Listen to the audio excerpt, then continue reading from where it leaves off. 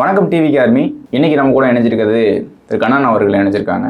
கோவையில் நடந்த பாலியல் வன்கொடுமை சம்பவம் பற்றி தான் கேட்க போகிறோம். ஒரு 3 நபர்கள் ஒரு கல்லூரி மாணவியை பாலியல் வன்கொடுமை செஞ்சுருக்காங்க. இதுதான் பரபரப்பாக பேசப்படுது. என்ன நடந்தது, அந்த மாணவிக்கு என்ன நடந்தது, இந்த வழக்கு தொடர்பாக சொல்லுங்கள். கோவையில் நடந்த சம்பவம் இது ஒவ்வொரு பெண்ணின் மனசுல நெருப்பு மாதிரி எரியுது. பெண்கள் வாழ்க்கை என்பது கனவுகளால் நிறைஞ்ச ஒரு புத்தகம். அந்த புத்தகத்தை நாராக கிழிச்சு குப்பைத்தொட்டியில் போட்ட மாதிரி ஆயிடுச்சு. இது ஒரு மாணவியின் கதை அல்ல, ஒரு பெண்ணின் குரல், ஒரு தாயின் வேதனை, ஒரு சமூகத்தின் சோதனை. அப்படிதான் நம்ம இதை பார்க்கணும். என்னன்னா அந்த பெண் எங்கே இருந்தவங்கன்னா அவங்க மதுரையை சேர்ந்தவங்க. அவங்க படிக்கிறதுக்காக கோயம்புத்தூரில் ஒரு கல்லூரியில் சேர்ந்துருக்காங்க. பிஜி முதுகலை பட்டம் படிக்கிறாங்க, முதல் ஆண்டு படிக்கிறாங்க. அவங்க வயது 20. படிச்சுட்டு இருக்கும்போது அங்கே சேர்ந்த ஒரு ஆளுடன் அவர் பழக்கம் ஏற்படுது. அந்த ஆண் அதே பகுதியில் சேர்ந்த ஆட்டோமொபைல்ஸ் ரிலேட்டடாக ஒரு தொழில் பண்ணிட்டு இருக்காரு. 2 பேரும் நட்பு ரீதியாக பழகுறாங்க. 4 அடியில் அது காதலாம் வருது. இதேமாரி தான் பேசிகிட்டு இருக்கோம். ஞாயிற்றுக்கிழமை அன்று நைட்டு ஒரு 10 to 11 போல் கோவை விமான நிலையம் ஒரு கிரவுண்டு மாதிரி ஒரு இடம் இருக்குது போல். அங்கே பில்டிங்லாம் பெருசாக கட்ட மாட்டாங்க. பக்கத்தில் விமான நிலையம்னால பெரிய அளவு பில்டிங்லாம் இருக்காது. அந்த இடம் எப்படின்னா கிரவுண்டு மாதிரி இல்லாமல் ஒரு முள்புதர்களாக நினைஞ்சு ஃபுல்லாக இருக்கும். அந்த இடம் சில பேர் சட்டத்துக்கு விரோதமான செயல்கள்லாம் நிறைய பேர் என்னென்னா மது அருந்துறது, அது பிளாக்ல சரக்கு விற்கிறது, அது போன்ற சட்ட விரோதமான செயல்கள்லாம் ஈடுபட்டுருக்காங்க. அந்த இடத்துல இவங்க என்ன பண்ணியிருக்காங்கன்னா ஷிஃப்ட் காரில் 2 பேரும் உட்காந்து பேசிகிட்டு இருக்காங்க. பேசிகிட்டு இருக்கும்போது ஒரு 20 நிமிஷமாக அந்த கார் அங்கே இருந்துருக்குது.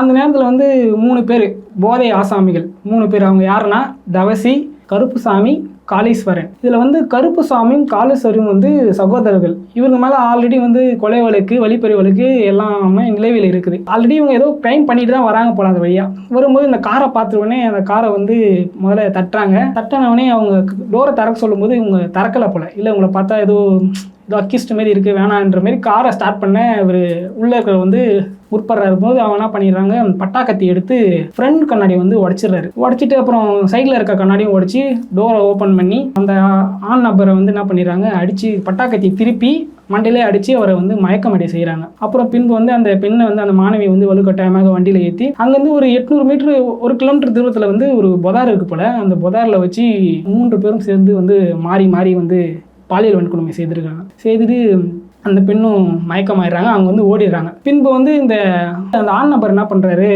மயக்கம் அவருக்கு தெரியுது. எப்போனா ஒரு 1 மணி 2 மணி அந்த டைமில் தெரியுது. உடனே என்ன பண்ணுறாரு, கோவை பீலமேடு போலீஸ் ஸ்டேஷனுக்கு இன்ஃபார்ம் பண்ணுறாரு, இந்தமாரி ஆயிடுச்சு வாங்கன்னு. அவர் வந்தவனே அவர் உடனடியாக மீட்டு அரசு மருத்துவமனையில் சேர்த்துடுறாங்க.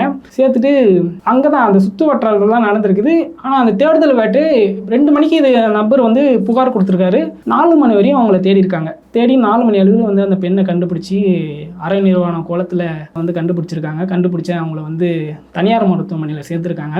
அந்த பெண்ணின் கொடுத்த புகாரில் வாக்குமூலம் கேட்கும்போது அதன் அடிப்படையில் நேற்று இரவு 3 பேரையும் கைது பண்ண போகும்போது அவங்க தப்பிக்க முயலும்போது அவங்கள சுட்டு பிடித்திருக்கிறார்கள். இதனால மக்களாகிய நம்மலாம் பேசிக்கிறோம், என்ன விஷயம் என்ன ஏதுன்னு தெரியாமல் ஒரு பெண்ணை பிளேம் பண்ணுறது. ஏன் அந்த நேரத்துக்கு அவர் அங்கே போனால், நம்ம எங்கே வாழ்ந்துட்டுருக்கோம், 2025 காலகட்டத்தில் வாழ்ந்துருக்கோம். இந்த நேரத்துலையும் ஒரு பெண்ணை ஏன் அந்த நேரத்துக்கு போனால், உடை இப்படி இருக்குது, நடை இப்படி இருக்குது, ட்ரெஸ் இப்படி பண்ணுறாங்கன்னு மக்கள் சில பேர் கேட்குறாங்க. இதுவே உங்கள் வீட்டு பெண்கள் யாராவது இந்தமாரி நடந்துன்னா நம்ம இதுமாரி சொல்லுவோமா அப்படின்ற ஒரு கேள்வி எனக்கு இருக்குது. அது மட்டும் இல்லாமல் 2024 இருந்து இது வரைக்கும் 471 பாலியல் வன்கொடுமை பதிவு செய்யப்பட்டிருக்கு போலீஸாரால். குழந்தைங்களோட அவர்களை 1300க்கு மேலே தாண்டிச்சுன்னு அப்படின்னு சொல்கிறாங்க. இது வெறும் 1300 எண்ணிக்கை மட்டும் இல்லைங்க, 1300 பேரோட குடும்பங்களின் கண்ணீர் வலின்னு தான் நான் சொல்லுவேன். அவங்களாம் என்ன நினச்சிருப்பாங்க, இன்னமும் அது நடந்துட்டு இருக்கு, இது எப்போதான் நிற்கும் அப்படின்ற மாதிரி எனக்கு ஒரு கேள்வி. என்னன்னா இது நடக்கிறப்ப நம்ம கோவப்படுறோம், ஒரு பெண்ணு பாதிக்கப்படுறா, சமூக வலைத்தளங்களில் குறித்து பேசுகிறோம், திரும்ப ஒரு வாரத்தில் அதை மறந்துட்டு வேற கதையை எடுத்து பேசுகிறோம். இதே இப்போதான் ரீசெண்டாக கொஞ்சம் நாளைக்கு முன்னாடி ரேபிடோ ஓட்டும் போது ஏதோ ஒரு பெண்ணு பாலியல் சீண்டலுக்கு உள்ளாகப்பட்டாலும் ஒரு தகவல் வந்தது. ஒரு வருடங்கள் முன்பு என்ற ஒரு குழந்தை பொண்ணு பாலியல் வன்கொடுமை ஜெயிலுக்கு போயிட்டு திருப்பி வெளியே புகார் கொடுத்த அம்மாவை கொலை பண்ணிட்டு திருமணம் ஜெயிலுக்கு போயிட்டு 7 வருஷம் சிறை தண்டனை அனுபவிச்சு சாட்சியங்கள் இல்லைன்னு சொல்லி அவரை ஒரு அண்மையில் விடுவித்துட்டாங்க. இதெல்லாம் பார்க்கும்போது சாட்சி இல்லாமல் 7 வருஷம் உள்ள வச்சிருந்தாங்க. ஒரு கிரைம் பண்றவன் சாட்சிலாம் வச்சுட்டா பண்ணுவான். அப்படி சாட்சி இல்லைன்னு அவனை விடுவித்தா அதுக்கு நீதி எங்க இருக்கு அப்படின்ற ஒரு கேள்வி இருக்குது. இப்போ நீங்க தொடக்கத்திலே சொல்லியிருந்தீங்க, அந்த நேரம் குறித்து நிறைய பேர் சமூக வலைதளங்களை எழுதுறாங்கன்னு. ஒரு சில வீடியோக்கள், ஒரு சில ஊடகங்களே அந்த பெண் பயன்படுத்திய அப்ளிகேஷன் அது குறித்தெல்லாம் சில தகவல்கள் சொல்றாங்க. அது உண்மையா? ஏன் அப்படிப்பட்ட தகவல்கள் வெளியில வருது? என்னன்னா நம்ம நாட்டில் இது ஒரு வழக்கமாக ஆயிடுச்சு. என்னன்னா யார் பாதிக்கப்பட்டவங்களோ அவங்க மேலேயே பழி தூக்கி போட்டுருது. இதே மாதிரி தான் ஈசிஆரில் வந்து டிஎம்கே கொடி கட்டி போன காரில் வந்து ஒரு 4 பெண்ணுங்களை வந்து சேஸ் பண்ணி போனாங்க. ஆனால் அதுலேருந்து அவங்க வந்து ஃபேமிலியாக தான் போயிருந்தாங்க. ஆனால் அது ஆண் நம்பரோட இருந்தது அப்படின்ட்டு அந்த பெண்கள் மீது ப்ளேம் பண்ணாங்க.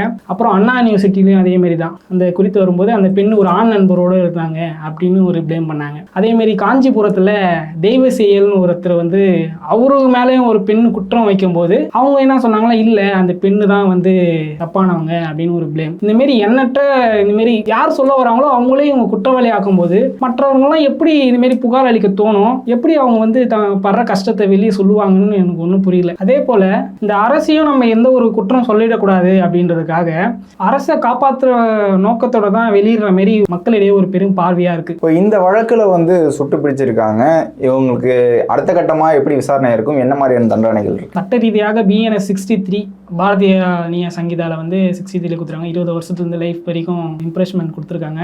இது பொருந்துமானா என்ன கேட்டிங்கன்னா பொருந்தாது. ஏன்னா யாராக இருந்தாலும் இதுமாரி பண்ணிட்டு ஒரு 20 வருஷம் போயிட்டு வந்துடலாம் அப்படின்ற ஒரு எண்ணம் தோன்றும். சட்டம் வந்து மிக கடுமையாக வேண்டும். இது வந்து ஒரு சமூகத்தின் கடமை. இது நீங்களோ இல்லை நானோ ஒரு இண்டிவிஜுவல் பர்சனை வந்து நினச்சா இது வந்து முடியாது. ஒரு சமூகத்தில் இருக்கிற ஒவ்வொரு பெற்றோரும் தன் பிள்ளைகளுக்கு எப்படி வளரணும், எப்படி போகணும், எப்படி பெண்களை எப்படி பார்க்கணும். ஒரு பெண்ணை நம்ம தமிழ்நாட்டில் தான் ஒரு பெண்ணை வந்து தெய்வமாக வழிபடுறோம். ஆனால் அந்த பெண்ணை வந்து வழிபடணும் தவிர அதை நம்ம கூட எடுத்துன்னு போகணும்னு நினைக்கக்கூடாது. இப்படிப்பட்ட தமிழ்நாட்டில் இந்தமாரி சமூகம் இன்னும் வரும் காலங்களில் வந்து நடக்கக்கூடாது.